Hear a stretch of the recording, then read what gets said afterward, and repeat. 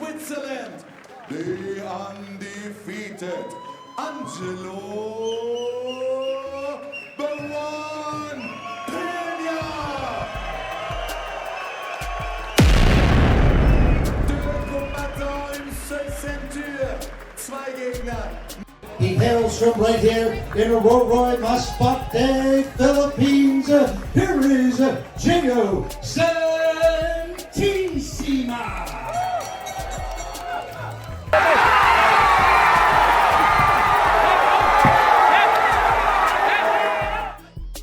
Isa sa pinakamalaking laban na inaabangan ng mga boxing fans ngayong taon ay ang pagbabalik ng tinaguriang Santino ng Masbate City, si Gio Santissima, laban sa Swiss fighter na si Angelo Peña para sa prestihiyosong WBO Intercontinental Super Featherweight title.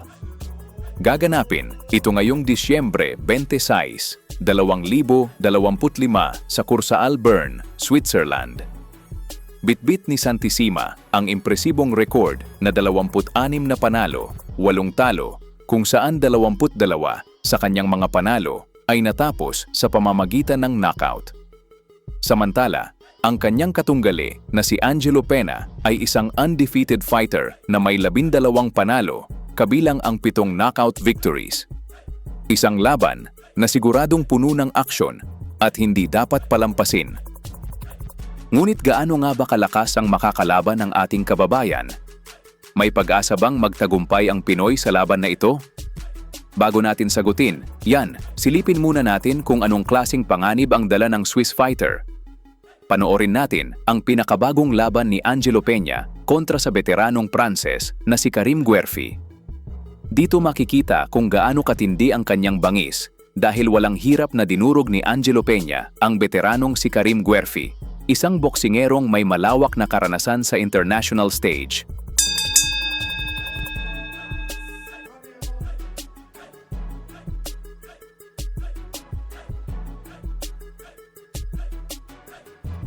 Idol, panoorin po natin ang buong laban po ni Karim Guerfi versus Angelo Peña.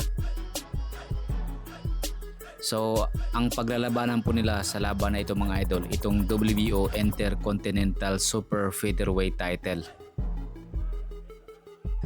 And ngayon, didepensahan niya kontra sa ating kababayan na si Gio Santissima ngayong darating na December 26, 2025.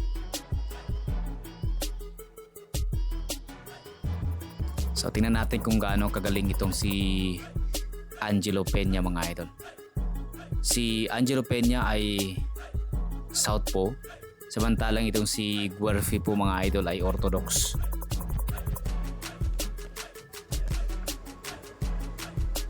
Ayan.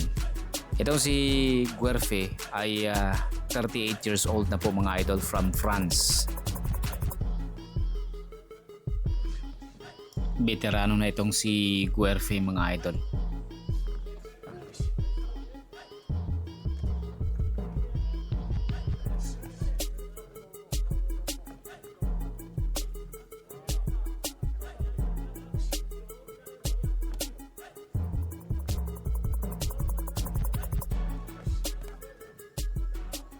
Good straight by Angelo Peña. Ito na corner niya si Guerfi.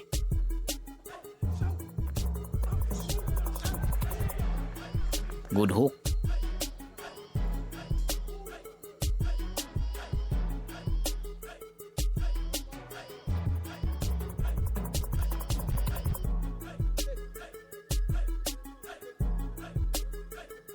So ang fighting style nitong si Peña mga idol ay pressure fighter siya. Yun. Good hook again. Yun, another body shots. So ang punteriya ni Peña dito sa laban na to ay body shots.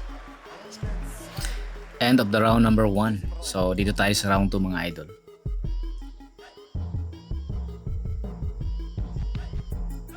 So klaro doon sa round 1, lamang si Peña doon mga idol. So tingnan natin kung ano yung magiging performance ni Peña dito sa round number 2. So mas marami na yung suntok niya. Yun, good body shots again. I think he is now going for a finish. Eto napasandal sa lubid si Guerfe. Kailangan niyang lumabas para makaiwas sa mga atake ni Peña dito.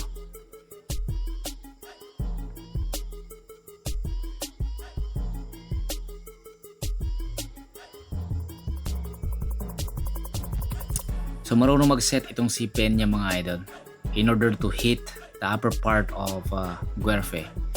So kailangan niyang tamaan muna sa katawan para makatama sa taas. And yan ang ginawa ni Peña dito. And I know Guerfe, medyo nasaktan na si Guerfe dito mga idol. Cover na lang ano.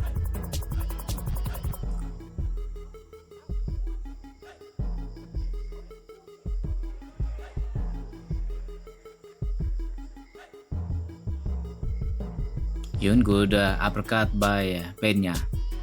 Siguro ang magandang gawin dito ni Guerfe is yung counter. At saka lagyan ng lakas para magtanda itong si Peña. Pero dito mga idol, alam natin no, kontrolado at alam ni Peña na kayang-kaya niyang lakas ni Guerfe. That's why he is attacking. Good body shots again by Peña.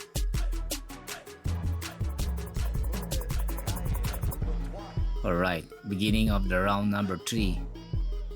So far, kontrolado pa rin ang laban ni Peña dito. Peña is 31 years old at may alias na The One. So, may kasalukuyang kartadang 12 wins, 7 KOs. Undefeated po yan si Peña mga idol.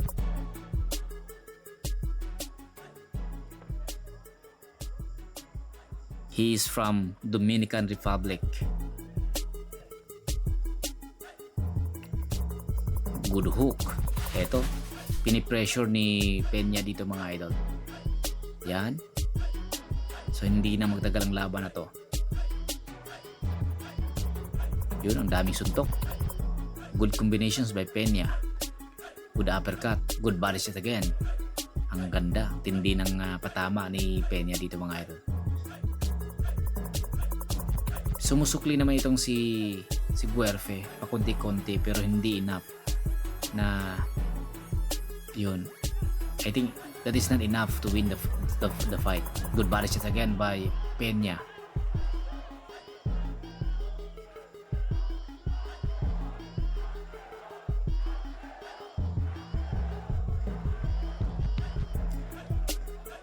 Ang daming body shots dito ang tinamo ni Guerfe mga idol.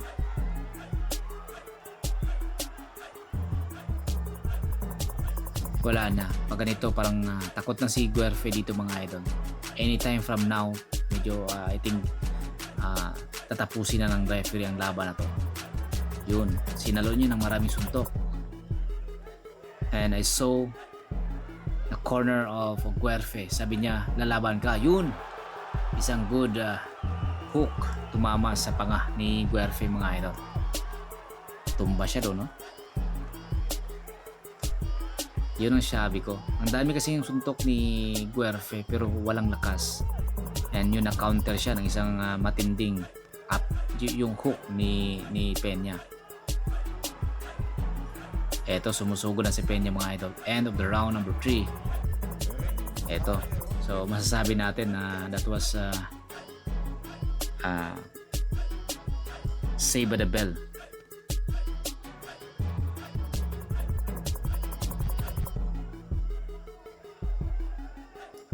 Patuloy pa rin ang pag-atake ni Peña dito.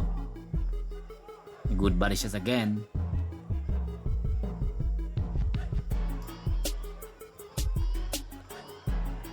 Eto.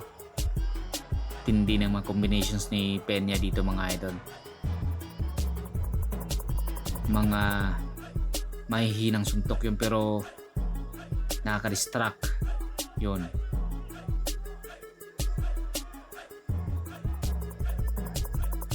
Daming suntok, oh. Uppercut. Good body shot again by Peña. Counter-counter ng pakonte-konte si Guerfe dito sa round number 4. Pero ang dami na nang natanggap na suntok from Peña.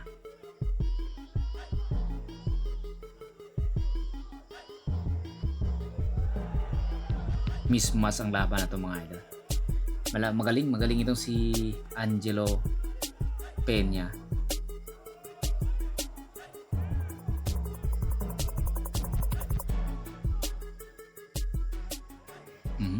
Good uppercut again by Peña. Pero sinubukan pa rin sumabay itong si Guerfe.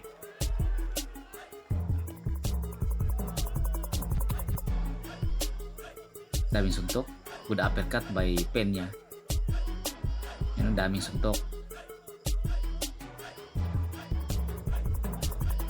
Uppercut again. Paulit-ulit yung uppercut na yan mga idol. Kanina pa yan eh. And effective punch by Peña. Sa tingin ko hindi masyadong magaling itong si Guerfe. Good. Ito yung lateral movement ni Peña mga idol. And uppercut. Yon. Wala nang ginawa si Peña dito kundi mag-cover na lang. Alam niya na yun. Napansin ko yung corner ni Guerfe dito, parang they are worried for Guerfe. Ayan, end of the round number 4. Eto lumapit si Karim Guerfe dito sa corner ni Angelo Peña dito. And he's saying that's enough. Panalo na po si Peña dito mga idol.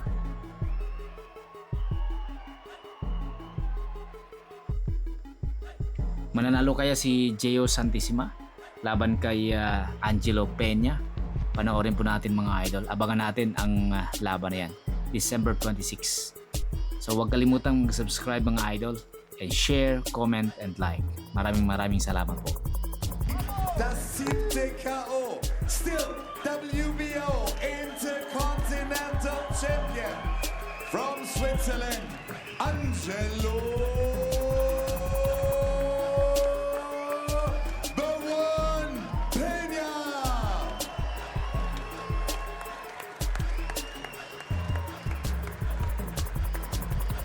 Und ein großer Applaus auch an den unglaublich fightenden Gegner, an Karim Guerfe.